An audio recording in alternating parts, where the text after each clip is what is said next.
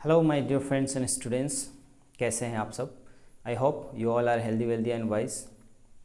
Once again I am here and I want to welcome you all on my YouTube channel English with Samsad, which is totally based on English language and literature and different type of topics regarding the language, English language. In this particular session, in this particular video, we will discuss about the same series tense practice set, and as you know I have uploaded 2 videos previously, और पिछले 2 video में मैंने बात किया है different type of tenses, उसके forms और उसके यूसेज, यानी how to use different type of tenses and different type of verb forms, right? And as you know very well that my channel is totally dedicated to impart education related to English language and literature, including grammatical topics, right? So I want to request you all, please subscribe, share and hit the bell icon. I need your endorsement because when you endorse me I will make more and more videos for you. तो देर न करते हुए चलिए हम लोग इस video को start करते हैं। तो क्वेश्चन नंबर 21 क्या कहता है? क्वेश्चन नंबर यहाँ पे 21 यू कैन सी हियर, कह रहे neither my friends nor the book store blank the book. यहाँ पे ऑप्शन दिया हुआ है have, are, has, none of this, right. तो इसमें एक पैटर्न है, पैटर्न क्या है? Neither nor, right. तो हमें पता है, we have discuss in the previous video also, one of the questions was there in the previous video related to this concept, neither nor and either or, right? इसका concept क्या है? Concept ये है कि जब भी नीदर नोर आपको sentence में दिखेगा या ईदर और जब भी दिखेगा तो यहाँ पे 2 सब्जेक्ट होते हैं। एक तो यहाँ सब्जेक्ट होता है नंबर 1 और एक दूसरा यहाँ होता है नंबर 2। उसके बाद यहाँ वर्ब भरना होता है, राइट। तो हम लोग किसके अकॉर्डिंग से, चूँकि हम लोग वर्ब जो भरते हैं चाहे वो ऑक्सिलरी वर्ब हो चाहे वो मेन वर्ब हो, तो मैं बात कर रहा था कि जो हम लोग वर्ब फॉर्म चेंज करते हैं वो सब्जेक्ट के नंबर और पर्सन के अकॉर्डिंग चेंज करते हैं। तो अगर मैं फर्स्ट सब्जेक्ट लूँगा तो इसके अकॉर्डिंग से नंबर और पर्सन चेंज होगा वर्ब का, या फिर सेकंड सब्जेक्ट लूँगा तो इसके अकॉर्डिंग होगा। तो इसका कॉन्सेप्ट ये है कि जहाँ भी नीदर नॉर और ईदर और रहेगा सेंटेंस में तो सेकंड सब्जेक्ट के अकॉर्डिंग आपको यहाँ पे वर्ब भरना है, राइट। चाहे वो ऑक्सिलरी वर्ब हो और चाहे वो मेन वर्ब हो, राइट। तो सेकंड सब्जेक्ट जो होगा उसके अकॉर्डिंग से यहाँ पे आपको भरना है, यानी सेकंड सब्जेक्ट यहाँ पे द बुक स्टोर है तो इसके अकॉर्डिंग हमें वर्ब यहाँ पे भरना है, राइट। तो हैव नहीं होगा, इसलिए नहीं होगा क्योंकि हैव जो है प्लूरल वर्ड के साथ यूज होता है। यहाँ पे तो द बुक स्टोर सिंगुलर है, ठीक है, तो इसलिए वो नहीं होगा। आर नहीं होगा क्योंकि ये भी प्लूरल वर्ड के साथ यूज होता है। अगर माई फ्रेंड्स यहाँ होता तो फिर हम लोग आर भी लगा सकते थे और हैव भी लगा सकते थे, राइट। तो correct option is C, has. तो यहाँ पे क्या हो जाएगा? Neither my friends nor the book store has the book. ना मेरे दोस्त के पास ना ही दुकान में, यानी किताब दुकान में ये बुक उपलब्ध है। Let me give you one more example. अगर मैं लिखूं सी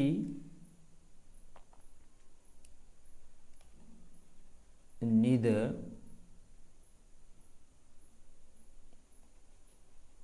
गोes nor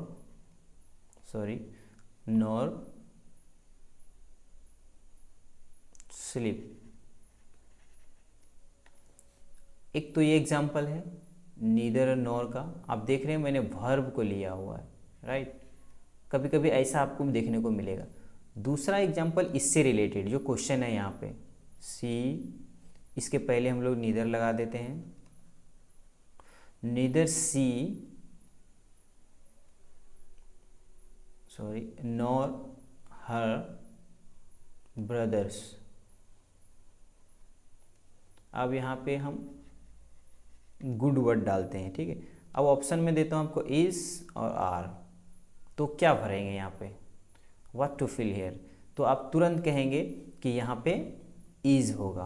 क्यों होगा? क्योंकि अभी रिसेंटली हम लोग डिस्कस किए हैं कि फर्स्ट वाले सब्जेक्ट जो है उसके अकॉर्डिंग से यहाँ पे वर्ब नहीं होगा, राइट।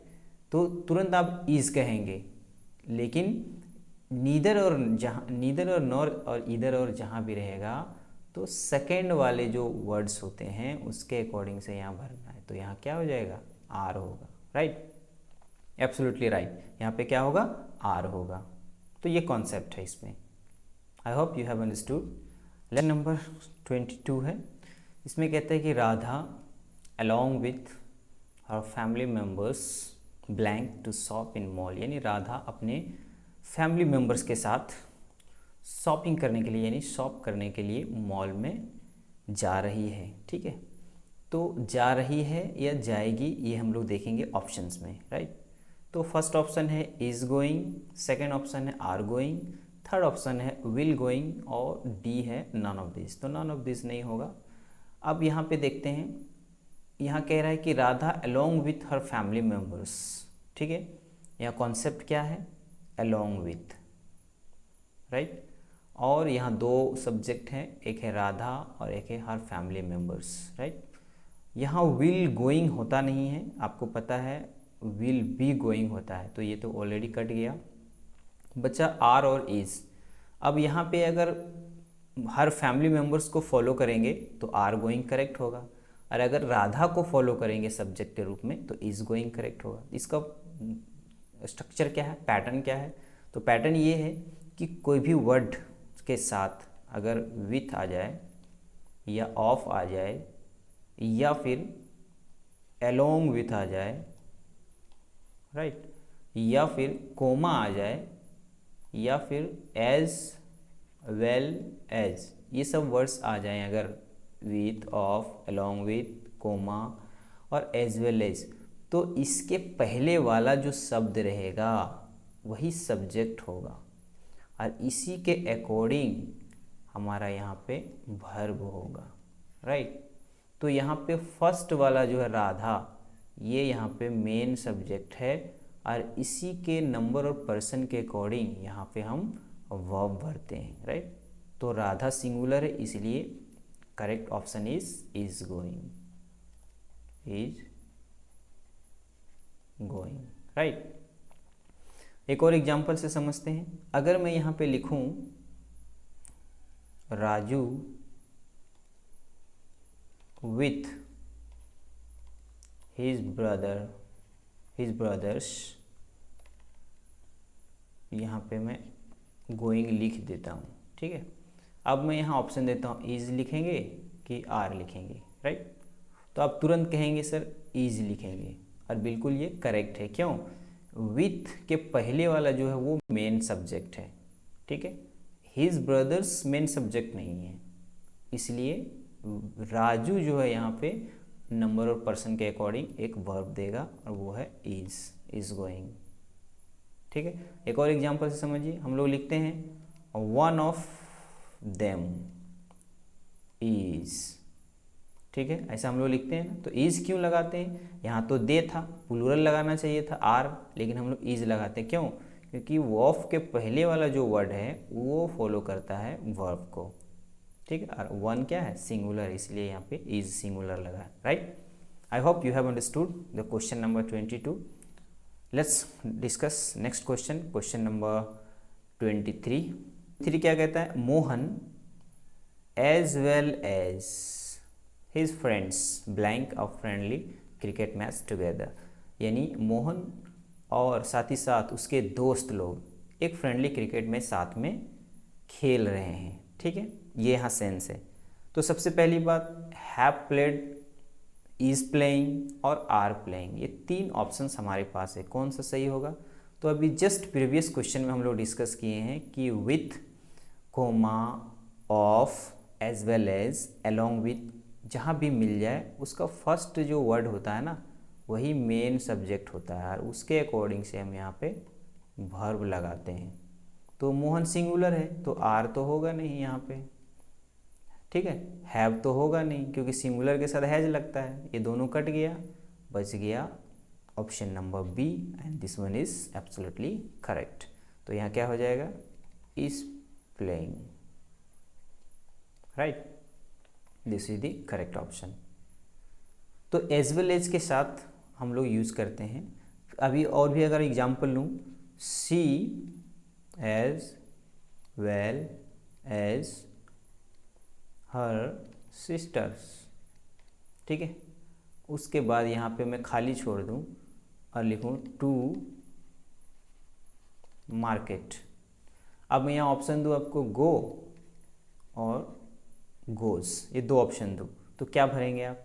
अगर हर सिस्टर को आप सब्जेक्ट मानेंगे तो गो भराएगा, और अगर आप सी को सब्जेक्ट मानेंगे तो गोज़ भराएगा। आपको पता है एज वेल एज के साथ इसका जो पहला वर्ड सब्जेक्ट होता है यानी सी, वो आकर के यहाँ पे वर्ब देगा, तो इसका मतलब यहाँ पे गोज होगा, राइट। जो आप सोच रहे हैं बिल्कुल सही सोच रहे हैं, राइट। तो ये था question number 23। Let's see question number 24। और क्वेश्चन नंबर 24 में हम लोग देखते हैं कि क्वेश्चन नंबर 24 हमें क्या कॉन्सेप्ट दे रहा है। क्वेश्चन नंबर 24 क्या कहता है, John blank ill for 5 weeks. उसके बाद एक और सेंटेंस इसमें, he is still in hospital, यानी जॉन जो है वो पिछले 5 सप्ताह से बीमार है और वो अभी भी हॉस्पिटल में है, राइट। तो यहाँ पे दो तरीके से आपको समझना। एक, अगर मैं यहाँ लिख दूँ जॉन इज़ इल, तो ये सेंटेंस तो सही होता, लेकिन इसमें टाइम दिया हुआ है स्टूडेंट्स, ध्यान देना आपको, इसमें टाइम दिया हुआ, और ये टाइम क्या है, पीरियड ऑफ टाइम है, राइट, पीरियड ऑफ टाइम जो ड्यूरेशन बताता है, ठीक है, ड्यूरेशन बताता है। 2 घंटे, 2 महीने, 2 सप्ताह, है ना, 4 दिन, नेक्स्ट मंथ, नेक्स्ट ईयर, ये सारे क्या है, ड्यूरेशन है। और एक पॉइंट ऑफ टाइम होता है जो हमें एग्जैक्ट टाइम बताता है, टुमारो, येस्टरडे, मंडे, जनवरी, फरवरी, है ना, 2022, ये सारे जो है वो पॉइंट ऑफ टाइम कहलाता है। तो यहाँ पे पॉइंट ऑफ टाइम के साथ हम सिंस लगाते हैं और पीरियड ऑफ टाइम के साथ हम 4 लगाते हैं। So you can see here in this particular question 4 लगा हुआ है और 5 वीक्स है, इसलिए period of time.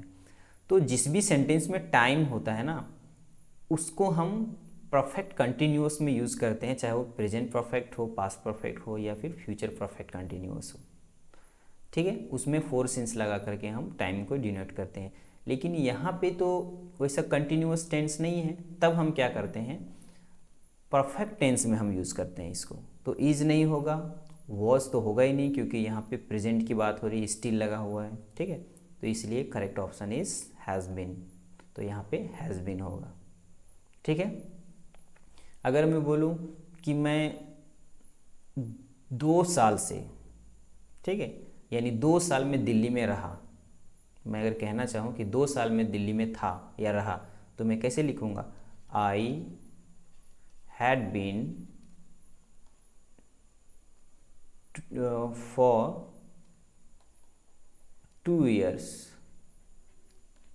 in Delhi, right, यानी 2 साल में दिल्ली में रहा। देखिए मैंने क्या यूज़ किया, पास्ट परफेक्ट टेंस यूज़ किया, हैड बीन यूज़ किया, राइट। उसी सेंस में यहाँ पे प्रेजेंट परफेक्ट को यूज़ किया गया है कि जॉन जो है पिछले 5 सप्ताह से बीमार है और अभी भी वो हॉस्पिटल में है। आई hope you have understood this concept, right. चलिए नेक्स्ट क्वेश्चन को देखते हैं। क्वेश्चन नंबर 25 क्या कहता है, राइट।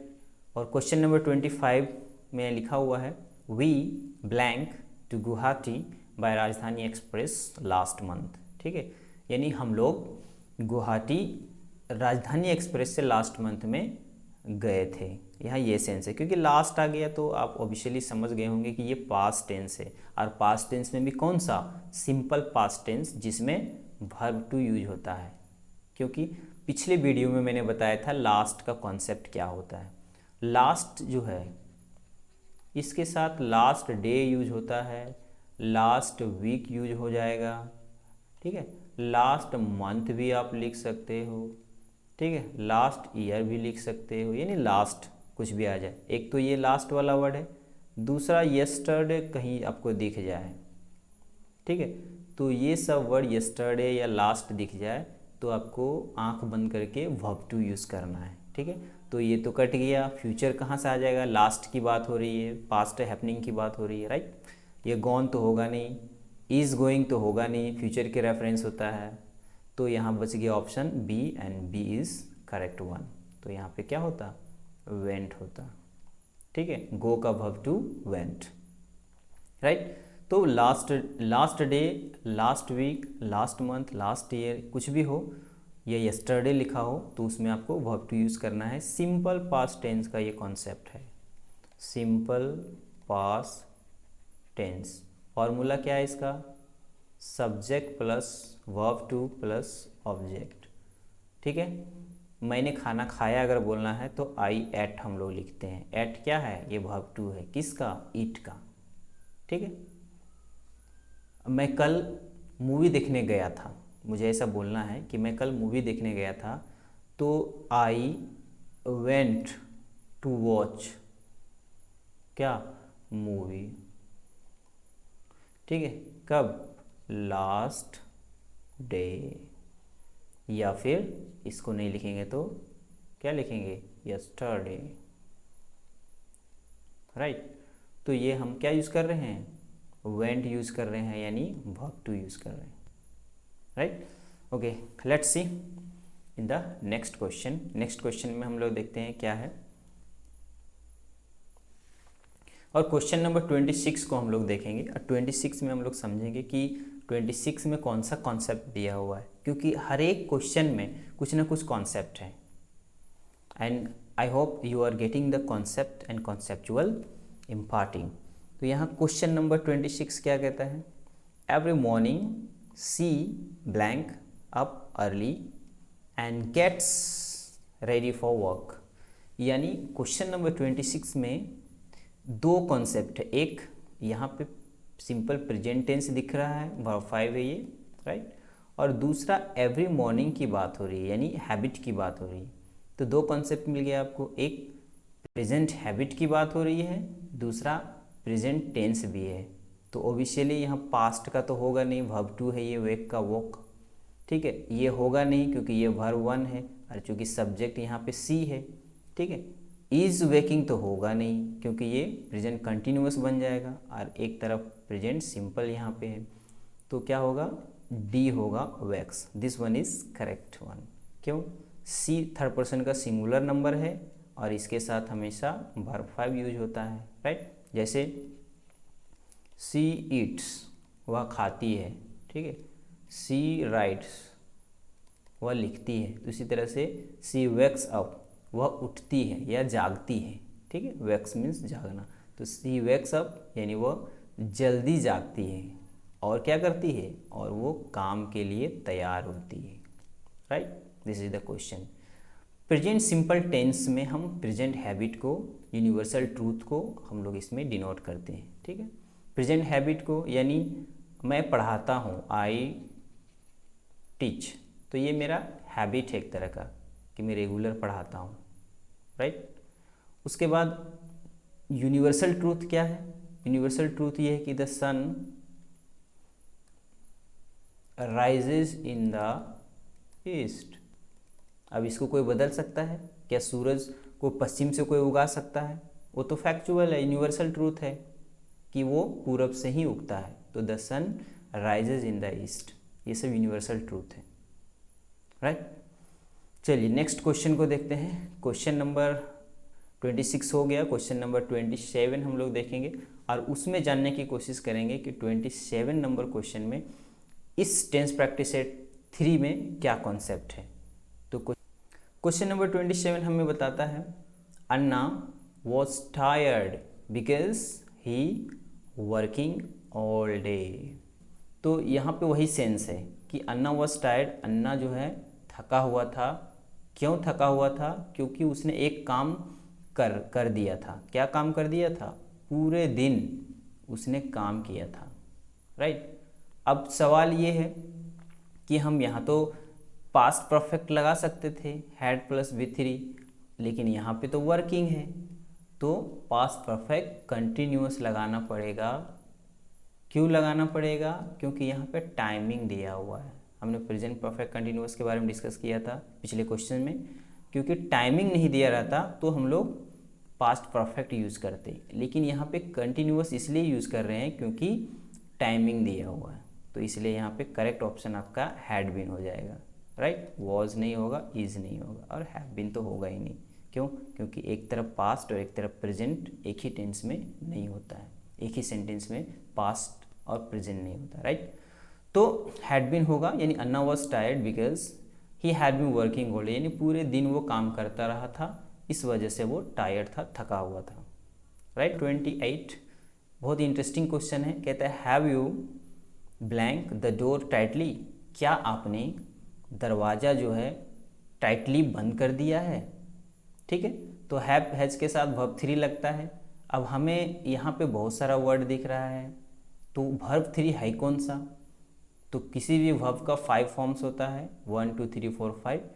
ठीक है, तो बेसिकली 1 2 3 हम लोग लर्न करते हैं, 4 5 इजी है क्योंकि 4 में ING लगता है और 5 में S या ES लगता है, राइट। अब यहाँ हमें देखना है कि क्या सटन्ड, सट का सट मतलब होता है बंद करना, और ये सटन्ड, सटेड और सैट, क्या ये सब वर्ड है इसका? जी नहीं, इसका करेक्ट ऑप्शन है सट, राइट। क्यों है सट? क्योंकि ये रेगुलर वर्ब में आता है, जैसे CUT कट होता है ना, इसका वर्ब 1 भी वही है, वर्ब 2 भी वही है, वर्ब 3 भी वही है। उसी तरीके का सट भी एक वर्ब है जिसका verb 1 same, verb 2 same, verb 3 same, right. तो इसीलिए यहाँ पे सट होगा, और इसका कोई सटेड या सटन या सेट वर्ब नहीं होता है। आई होप यू हैव अंडरस्टूड। ऐसा हम लोग नहीं लिख सकते हैं कि आई कटेड द केक, ऐसा हम लोग नहीं लिख सकते। कटेड वर्ड होता ही नहीं है, ठीक है। ये पास्ट में भी हमको लिखना होगा तो कट ही लिखना होगा, राइट। तो इसीलिए हैव के साथ वर्ब 3 यूज़ कर रहा है अगर, तो सट का सट ही होता है, सटेड नहीं होता है। क्लियर? चलिए नेक्स्ट क्वेश्चन नंबर 29 देखते हैं, और उसमें भी कुछ ना कुछ कॉन्सेप्ट हमें मिलेगा। You need to understand and you need to watch carefully, attentively and meticulously. Question number 29 है आपके स्क्रीन में, और क्वेश्चन नंबर 29 क्या कह रहा है? This particular problem blank us for a long time, right. यहाँ पे हमें कॉन्सेप्ट मिल गया, टाइमिंग है और सेम टाइमिंग है ये, इसको हम लोग बोलते हैं पीरियड ऑफ टाइम, ठीक है, क्योंकि 4 के साथ यूज हुआ है, फॉर अ लॉन्ग टाइम। और एक चीज़ और दिया हुआ है यहाँ पे, नाउ। नाउ क्या डिनोट करता है? प्रेजेंट डिनोट करता है। तो दो चीज़ें हमें यहाँ पे की पॉइंट मिल गया। अब has been troubling, is been trouble, ये तो होता नहीं है। ईज के साथ, बीन के साथ ट्रबलिंग, ऐसा सेंटेंस नहीं होता है। और हैड बीन ट्रबल्ड होता, लेकिन ये पेसिव है, ये यानी हैड बीन ट्रबल्ड ये पेसिव है, यहाँ पेसिव की बात हो नहीं रही है, तो इसलिए ये रॉन्ग हो गया है। बचा कौन? ऑप्शन नंबर 1 यानी A, and this one is absolutely correct. Has been troubling होगा, this particular problem has been troubling us for a long time now, यानी बहुत समय से ये प्रॉब्लम कर रहा है हमें, राइट। तो हैज़ बीन होगा, यानी कौन सा टेंस हुआ? ये प्रेजेंट परफेक्ट टेंस हुआ। मैं अगर कहूँ कि मैं 2 घंटे से अंग्रेजी पढ़ा रहा हूँ, तो एक तो मैं पढ़ा रहा हूँ, तो मैं इसको ऐसे लिख सकता हूँ, आई एम टीचिंग, ठीक है, आई एम टीचिंग में लिख सकता हूँ। लेकिन अगर मैं जोड़ूँ कि 2 घंटे से पढ़ा रहा हूँ, तो मैं यहाँ पे ऐसे नहीं लिख सकता, फॉर 2 hours, ऐसा नहीं लिख सकता। अब चूँकि यहाँ से यहाँ तक सही है, लेकिन जैसे ही टाइम आ गया ना, तो अब ये चेंज हो जाएगा, ये हो जाएगा I have been teaching, right. I have been teaching for 2 hours, ये है प्रेजेंट परफेक्ट कंटिन्यूअस टेंस। चलिए नेक्स्ट क्वेश्चन देखते हैं। क्वेश्चन नंबर 30 और इस सेशन का लास्ट क्वेश्चन है, और उसमें भी एक बहुत ही इंटरेस्टिंग कॉन्सेप्ट मिलेगा हमें, पैटर्न मिलेगा हमें, with which we can enhance or we can develop our concept regarding tense or how to use different tenses or sentences in English speaking skills as well as writing skill. चलिए question number 30 क्या कह रहा है, if he blank comma I shall write to him. ठीक है, यानी अगर वह, यहाँ अलाउ वर्ड दिया हुआ है तो अलाउ को हम लोग लेते हैं कि अगर वह अलाउ करेगा तो मैं उसे लिखूंगा। ठीक है, यहाँ यही सेंस है कि अगर वह अलाउ करेगा तो मैं उसे लिखूंगा। तो इफ़ क्लाउज कहते हैं हम इसे, इफ़ क्लाउज। ठीक है, याद रखिएगा इसको, इसके बारे में भी डिस्कस करेंगे। इफ़ क्लाउज, तो यहाँ पे हम लोग देखते हैं ऑप्शन है अलाउइंग, अलाउस, अलाउड और अलाउ। तो सब्जेक्ट ही है तो अलाउ होगा नहीं, क्योंकि ये वर्ब 1 है, और ही के साथ क्या लगता है, वर्ब 5 लगता है। क्यों? क्योंकि थर्ड पर्सन का सिंगुलर है ये। अलाउड नहीं होगा, क्यों?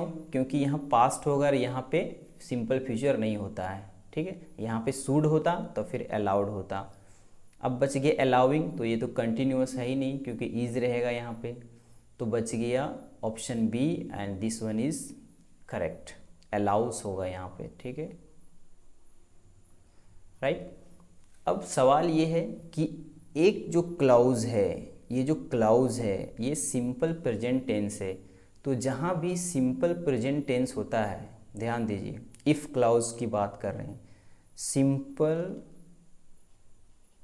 प्रेजेंट टेंस अगर हो गया तो इसके साथ वाला यानी अगला वाला सिंपल फ्यूचर होगा।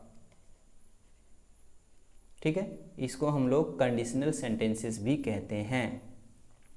एक एग्जांपल लेता हूं मैं, इफ ही, अब यहां पे हम सिंपल प्रेजेंट लेते हैं, if he permits, simple present लिया। ठीक है, इफ ही परमिट्स, कोमा दे दीजिए और लिखिए आई शैल सिंग आ सॉन्ग। इसको आप मान लीजिए कंडीशन नंबर 1, अगर वह मुझे इजाज़त देता है या देगा तो मैं एक गाना गाऊंगा। सिंपल है। कंडीशन नंबर 2 इसी को बनाएंगे अगर, तो हमारा हो जाएगा इफ़ ही परमिटेड। अब देखिए ये पास्ट हो गया ना, आप कोमा देंगे, क्या लिखेंगे, अब सैल, तो यहाँ सिंपल फ्यूचर है, अब चूंकि ये पास्ट हो गया तो सैल का पास्ट क्या होता है, शुड होता है। Absolutely right, should Singh a song. अब ये हो जाएगा। ठीक है, और एक कंडीशन नंबर 3 भी होता है, इफ ही हैड परमिटेड। ठीक है, कोमा आई शुड के साथ अब हैव लगेगा, तब जा करके वर्ब 3 लगेगा, संग, और ये नहीं होगा, संग आ सॉन्ग, तो शुड हैव प्लस V3 हो जाएगा, और शुड के साथ वर्ब 1 होगा यहाँ पे, और ये सैल के साथ होगा, यानी कंडीशन नंबर 1 2 3। कंडीशनल हम क्यों बोल रहे हैं, 2 चीज़ें हैं, एक अगर ये होगा तो ये होगा, ये होगा तो ये होगा, इसीलिए इसमें कंडीशन लगा हुआ है।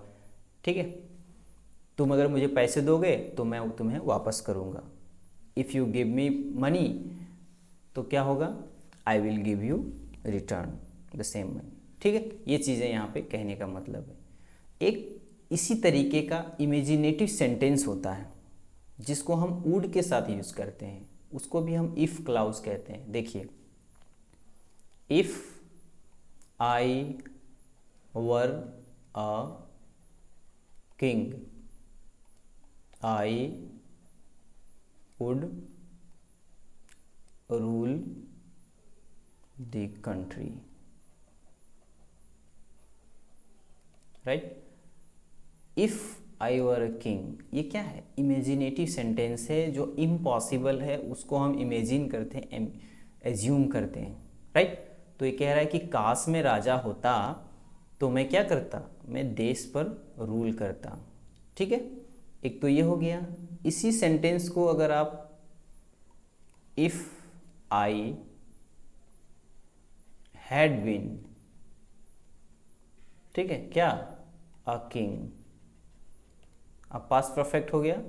तो अब ये वुड के साथ क्या लग जाएगा, देखिएगा, आई वुड के साथ अब हैव लग जाएगा। ठीक है, तब जा करके रूल्ड होगा, यानी वुड हैव के साथ वर्ब थ्री, यहाँ पे शुड हैव के साथ वर्ब थ्री लगा था उस तरीके से, द कंट्री। ठीक है, तो ये कॉन्सेप्ट है इमेजिनेटिव सेंटेंस का। और ये नीचे जो मैंने बताया एक कंडीशनल सेंटेंस है जो यूज होता है इफ क्लाउड से, right. I hope you have completely understood these 10 questions and their concept and hidden pattern. In the next video I will come with next 10 questions with different forms of verbs and different type of patterns of the tenses. And if you want to me upload the next video regarding this series tense practice set and tense practice set 4, so please endorse my channel, subscribe, share and hit the bell icon, so I will upload next video in this particular series tense practice set, right. Till then stay tuned on my channel English with Samsad and keep watching all videos. Have a good day.